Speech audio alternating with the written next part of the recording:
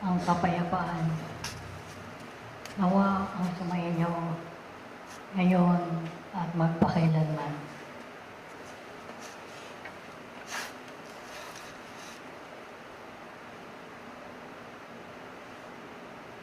Ang kasalukuyang panahon ay naglalarawan ng iba't ibang pangyayari.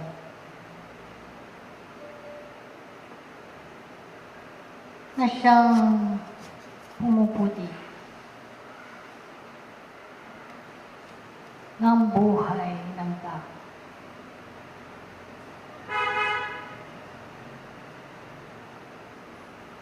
Mga kalaganapang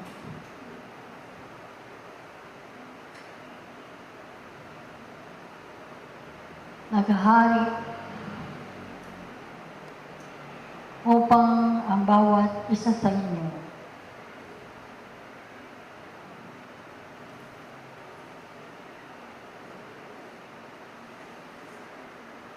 ay maibigay ang kanyang lakas, ang kanyang isip, upang ipailan lang marami pang mga kaluluwang nahapis, nabibigo, at nawawala ng pag-asa. Katotohanan na ang mga pangyayaring nagaganap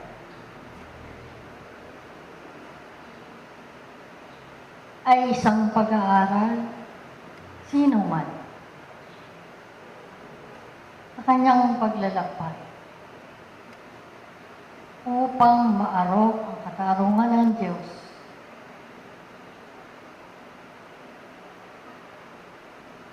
at magkaroon siya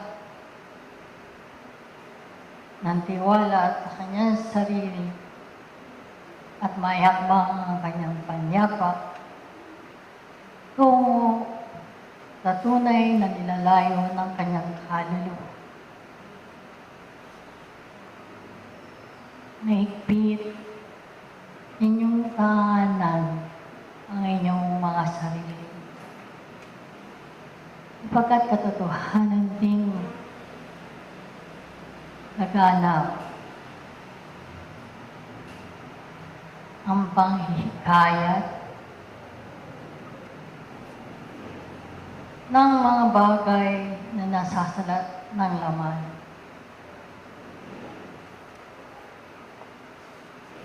Lalo pat ang isang kaluluway naroon pa sa kanyang kamangmangan at kahinaan ay hindi maarok at matutuntun ang landasing patungo sa kaharian ng mga langit. Sapagkat siya'y dumoroong pa sa kadiliman. O kaya nga mga iniibig na mga kapatid, sa kabila ng iyong mga paglalakbay na iyan, ay nakasalo kayo ng tubig na siyang mananalaytay sa inyong buong pagkatao at makapagpatuloy sa landasing ito ng inyong mga paglalakbay. Ang pag-asam ninyo ng kaginhawaan sa laman, bahagi ninyo at kaling sabay inyong mga paglalakbay. Balit kayo ay tumatangan pa rin sa ikauunlad ng inyong mga kaluluwa. At unti-unti na isinusubo sa inyo ang pagkain ng diwa na siyang bubuhay sa inyo magpakailanman. Sapagkat ito ang inyong tatanganan Ito ang inyong sasandalan na sa kabila man ng kabiguan ng tao, ay handa niyang ipagpatuloy at itindig ang bandila ng katotohanang kanyang hinalap sa buhay na ito. Tumoroon man kayo sa sakit ng laman, na siyang nagpapauntol sa inyong magpapatuloy. Sapagkat ang inyong mga laman ay nangihina, makadarama ng mga kirot.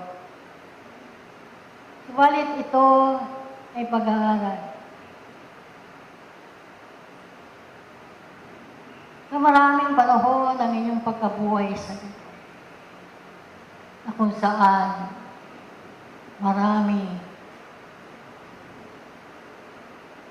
ang mga likong daan na inyong tinungo. Maraming mali na inyong nagawa. At humikayat ng mga lakas upang magbalik sa inyo. At ito ang hakbang upang unti-unti kayo ay magsuri at kilalanin ang inyong mga sarili. Unay sa inyong kaisipan, sa inyong damdamin, sa inyong kalooban. Pagkat ang bawat itinatanim ninyo, ay kayo ang mag-aani. Kaya nga, ang tao ay kinakailangan maghabi ng mga punit-punit niyang damit ang kanyang pagkatao. Kayo ang nagpapabaya sa inyong sarili. At kung nakauunawa kayo na kinakailangan gamitin ng mga lakas na yan sa mga higit pangangailangan ng kaluluwa, ayun lamang. Subalit, kapit pa rin kayo ng mga material na bagay. At marami ang inyong inaalagata sa buhay na ito. Subalit, unti-unti ay kinakailangan ninyong pawiin, pulutin ang mga nakakaharang na bato sa inyong dinarakanan upang makita niyo ang inyong pinatutumuhay doon sa kawalang hanggang buhay. Doon sa pagdama ng kaligayahan at kaluwalhatian ng inyong mga ako. O kaya nga ang daigdigan na ito'y larawan na maraming mga kaluluwang umagampan ng kanyang mga tungkulin ibabaw ng lupa. At kung nakikita ninyo na ang inyong kapwa'y gumagawa ng lisya na mabuti, pag-aralan ninyo. Mag-ambil kayo sapagkat ito ay pagkakita ng inyong mga sarili sa mga nagdaang panahon. At kung natututo na kayo, napahiring ang luha ng inyong mga kapwa upang madama ninyo ang kanilang damdamin at ang kanilang kalagayan, ay mabuksan higit inyong isip, damdamin at kalooban upang ang awat habag ay tunay na mananaligtay at makapagpatuloy kayo ng inyong paglilingkod sa kabila man na inyong dinadala na mabigat na krus sa inyong mga balikat. Sapagkat totohanan ng katotohanan, hindi kayo pinabayaan sa inyong sariling palad. Kaya nga, kayo'y tinatawagan sapagkat ang daigdig na ito'y magbibigay pa na higit na aralin sa bawat isa sa inyo upang makilala ng tao ang kanyang sarili, ang Diyos sa kanya'y lumikha. Paano niya paglilingkuran ng Diyos na kanyang hindi nakikita? Paano niya makikilala kanyang sarili? At upang makilala niya ang sariling ito, ay makita niya ang kanyang kapwa. Madaan na kanya pinatutunguhan. Ay kaysa niya at bahagi ang mga bagay. Kaya nga, higit kayong magsuli. Gampanin ninyo ang mga dakilang tungkuling nakakataw sa inyong balikat. Hinihintay kayo lagi na ng maraming gawa at paglilingkod ngayon at magpakilanman. Noong maliit na alay ko sa inyong kalagitnaan, inahawi, ibinibigay ang mga lakas na pangangailangan ng inyong mga ako. Alisabay nito'y ibigay din ninyo